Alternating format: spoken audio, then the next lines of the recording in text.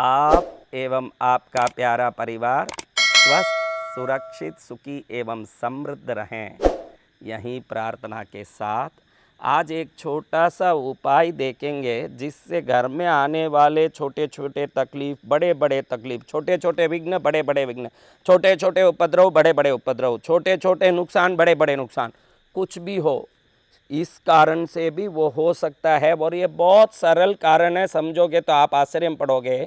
मैंने एक बच्चे को देखा 15 दिन से पैर के तकलीफ से परेशान था। पहले पैर थोड़ा सा सूजने लगा, फिर धीरे धीरे पैर में सूजन बढ़ने लगा, घुटने तक सूजन आ गया, डॉक्टर के पास नहीं जा रहा है। मैंने पूछा, रे भाई तू डॉक्टर को नहीं दिखा रहा, दिनों दिन तेरा पैर तो हाथी जैसे सूज रहा है और तू बैठ करके आराम से बैठा।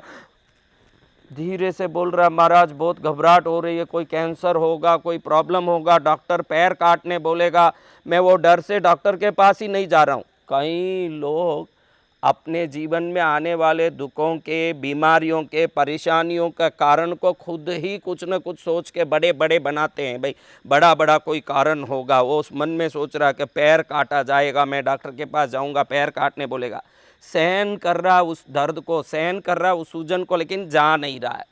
मैंने खूब डांटा, फिर वो मेरे डर के मारे दौड़ा डॉक्टर के पास, और जाके वहाँ डॉक्टर के पास पहुँचा तो डॉक्टर ने तलवा चेक किया और अच्छे से हाथ से ऐसे देखा तो एक छोटा सा जहरीला कांटा अंदर छुपा था। वो जहर अंदर घुस के पूरा सूजन कर रहा था, उसको डॉक्टर ने निकाला और 3 दिन एंटीबायोटिक दिया। तीसरे दिन ही उसका पैर का सूजन खत्म हो गया। अगर ऐसे ही छोड़ता तो क्या होता राम जाने।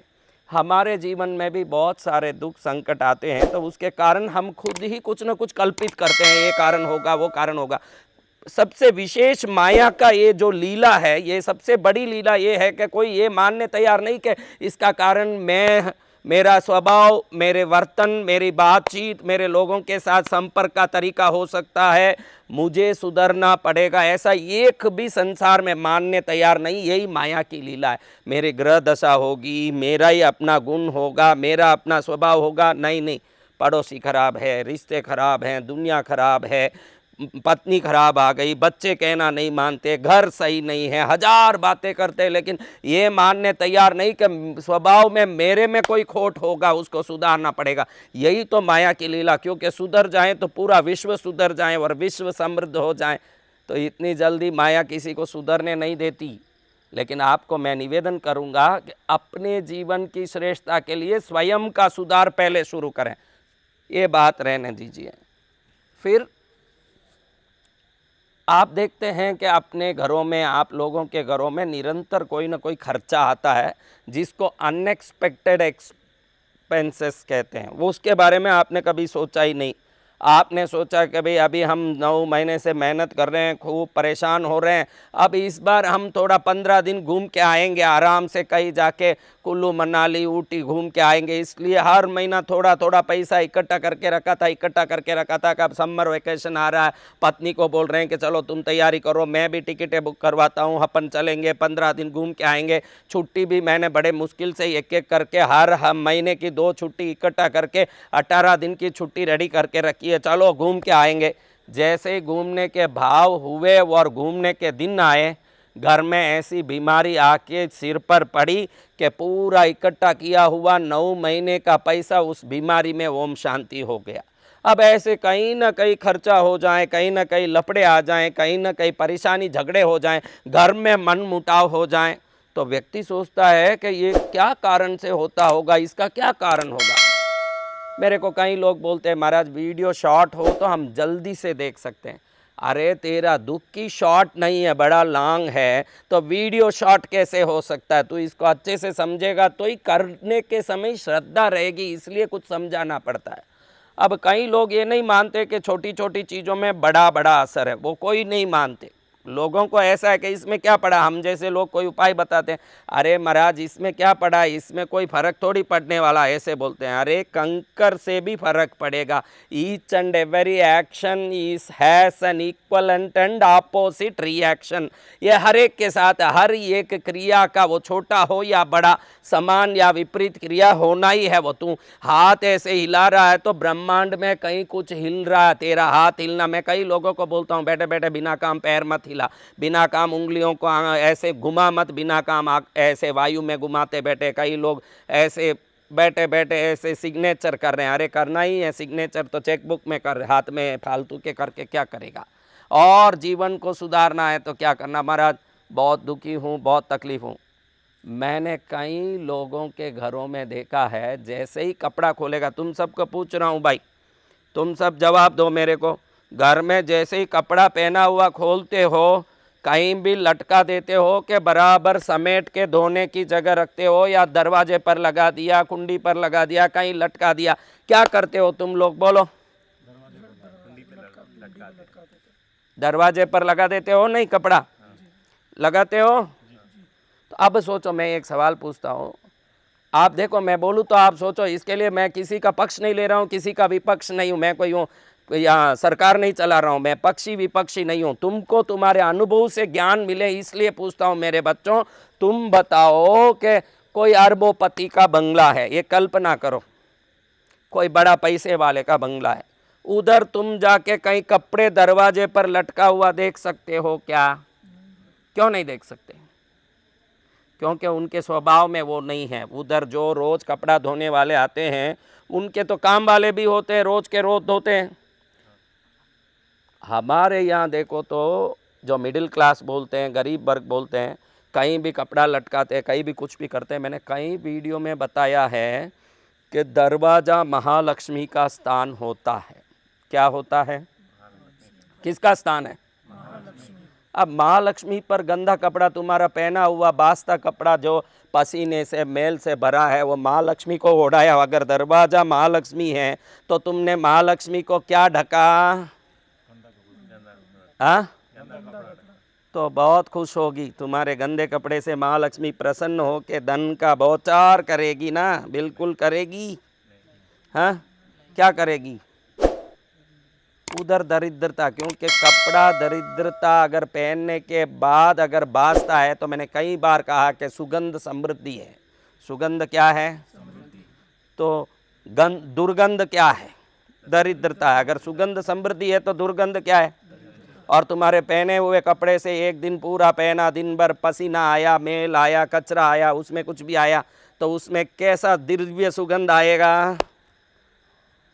तो ये बात हमारे कांची स्वामी जी बताते हैं, जिनको मैं बचपन से पूजता, उनके ज्ञान से पला बड़ा हो के आया हूँ। ऐसे कांची के महास्वामी जी, जिन्होंने 100 वर्ष पूरा करके अपना आयु लीला समाप्त की, वैसे महापुरुष बताते हैं कि जिनके घर में कपड़े दरवाजे के ऊपर टंगते हैं पहने हुए, उनके घर में लक्ष्मी कभी खुश नहीं होती, समृद्धि बढ़ती नहीं। सुनने में बहुत छोटा चीज़ लगेगा, घाव करे गंभीर। कांटा छोटा है, घाव कैसे पैर को सुझाया? आपने सुना कि जहरीला छोटा कांटा था, पैर को सुझाया। आप मानो मत मानो, हर एक चीज़ का तरंग अपना काम करता है। अगर आपने तरंगों को सही उपयोग किया तो जीवन भी सही हो जाए, तरंगों का गलत उपयोग किया तो जीवन भी गलत हो जाए। इसलिए कहना चाहता हूँ कि आज से ही यहाँ वहाँ कपड़ा डालना, दरवाजे पर लटकाना छोड़ दो, और गंदे कपड़े पहुँचने के जो भी हैं वहाँ पटक दिया। पहुँचूँ तो बोले कि महाराज तुरंत काम में आ जाएं, इसलिए वहाँ रखते हैं। तुरंत इतना काम में आ जाएं, इतने रखोगे तो फिर घर में दरिद्रता घुसेगी। इसलिए उन सब कपड़ों को अलग एक जगह रखो, और रोज़ के रोज़ कपड़ा धोने का भी आदत रखो। कहीं आजकल तो ये कपड़े धोने के कपड़े इकट्ठा करने भी एक बैग, उसके लिए अलग ही एक बड़ा सा क्या बोलते हैं ड्रम, ये सब मिलने लगे। 7 दिन के कपड़े उसमें इकट्ठा करो, बाद में धो। दरिद्रता को इकट्ठा करना चाहिए कि तुरंत के तुरंत दरिद्रता को निकालना चाहिए? तो अभी 7 दिन तक जो दरिद्रता को इकट्ठा करता है उसका क्या गति? इसलिए कपड़े रोज़ धोएं। जिस घर में कपड़े रोज़ धुलेंगे, जिस घर में गंदे कपड़े यहाँ वहाँ लटके नहीं पड़े होंगे। कई लोग दरवाजे के पीछे लटका देते हैं कपड़े, कई लोग दरवाजे के ऊपर लटका देते हैं। दरवाजे से जिस दिन कपड़ा दूर होगा, दरिद्रता आपसे दूर हो जाएगा। बस इतना सिंपल काम है, और आज से ही ये छोटे छोटे काम को हम सीखना समझना शुरू करें। काम छोटा है लेकिन परिणाम बड़ा है, इसलिए छोटा काम करके बड़ा परिणाम पाएं, लक्ष्मी की कृपा पाएं। आज से ही घर में गंदे कपड़े यहाँ वहाँ ना टंगे और उसको अपनी धोने की जगह में डालें और हाथों हाथ धोने का एक आदत रखें। रोज़ का रोज़ 4 कपड़ा धो दें, धोने में भी आसानी और हमको भी आनंद आए, ऐसे कपड़ा भी धो दें। अगर आप कपड़ा धोने के साथ साथ स्वयं को भी धोना चाहते हो तो कृष्णगिरी आ जाओ। अगर स्वयं को धोना, महाराज कपड़ा तो रोज़ धुलता, हम कैसे धुलें, खुद को धोना है तो कृष्णगिरी में नवरात्रि हो रही है। जैसे ही माँ का रोज अभिषेक होगा तुम्हारा भी शुद्धि होगा। यहाँ रोज माँ का अभिषेक होगा। जितने लोग आएंगे 26 तारीख सोमवार से 5 तारीख अक्टूबर बुधवार तक नवरात्रि के 10 दिन में शास्त्रों में लिखा है कि जो कृष्णगिरी जैसे शक्तिपीठ में आके सेवा करेगा उसको अनंत जन्मों के पापों से निवृत्ति और अनंत जन्मों के किए हुए पुण्य कर्मों का फल प्राप्ति शुरू हो जाएगा।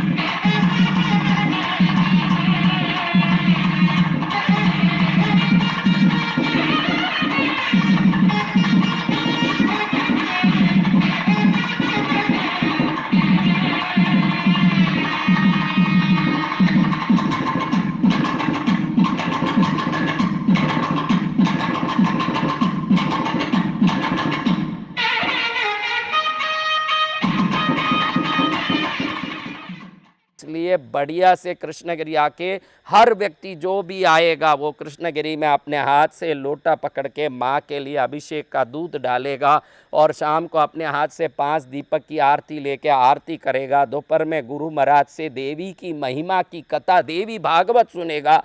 बाद में पंडितों द्वारा होने वाले विशाल यज्ञ को देखेगा। रात में रात्रि जागरण में भक्ति भजन आराधना करेगा। 10 दिन अगर पूरा इस गंगा में, भक्ति की गंगा में नहा लिया, जन्म जन्मांतर के पाप से मुक्त होकर महारानी की कृपा ऐसे पाएगा। घर जाएगा तो देखेगा कि जहाँ जहाँ अंधेरा दिखता था वहाँ बिना लाइट भी उजाला हो रहा है। इसलिए कृष्णगिरी आकर के 10 दिन भजन कर सकते हैं। 10 दिन ठहरने की भी व्यवस्था है, भोजन की भी व्यवस्था है, भक्ति की भी, हवन की भी, यज्ञ की भी, अभिषेक की भी, आरती की भी। जितने लोग आ रहे हैं सब आरती करेंगे, सब अभिषेक करेंगे, यज्ञ में बैठेंगे, कथा सुनेंगे, रात्रि जागरण भक्ति करेंगे, सबका कल्याण होगा। आप भी आकर के इस गंगा में नहा लीजिए, सबसे बढ़िया हो जाएगा जीवन।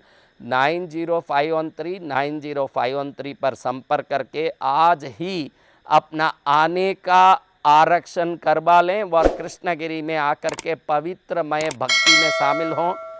चमत्कार यहाँ नहीं देखना है, अगर नवरात्रि में आ गए तो जीवन ही चमत्कार हो जाएगा। बोलो पद्मावती मात की जय।